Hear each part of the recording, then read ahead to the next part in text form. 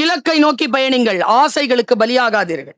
இதான் நான் திருவொற்றியூர் கோயில்ல கேட்டது. ராமகிருஷ்ணர் உட்கார்ந்துருக்கார், சத்சங்கம் நடக்குது. நிறைய பேர் வந்து சொல்றாங்க, காளிக்கு லட்டு பிடிக்கிறதுக்காக பூந்தி போட்டிருக்கு. லட்டு பிடிக்க போகும்போது எறும்பு நிறைய வந்துருச்சு, நிறைய வருது, சாரசாரையா வருது. என்ன பண்றதுன்னு தெரியல. குருநாதர் சொன்னார், ஒன்னும் செய்யாதீங்கடா, தொடப்பம் எடுத்துட்டு போங்க, எல்லா எறும்பையும் பெருக்கிட்டு, சாவடிக்க வேண்டாம், பெருக்கிட்டு ஒரு 2 அடி 3 அடி விட்டு ஒரு பெரிய சர்க்கிள்ல ஒரு சர்க்கரை போடுங்க. சர்க்கரை எடுத்துட்டு போய் கிச்சன்ல இருந்து சர்க்கரை எடுத்துட்டு போய் போடுங்க. சர்க்கரை எடுத்துட்டு போய் ரவுண்ட் பண்ணிட்டாங்க. உள்ள உட்காந்துட்டு லட்டு பிடிச்சிட்டாங்க. எறும்புகள் வரவே இல்லை. 2 3 வந்துச்சு, அதை சரி பண்ணிட்டாங்க. வரவே இல்லை உள்ள எறும்பு.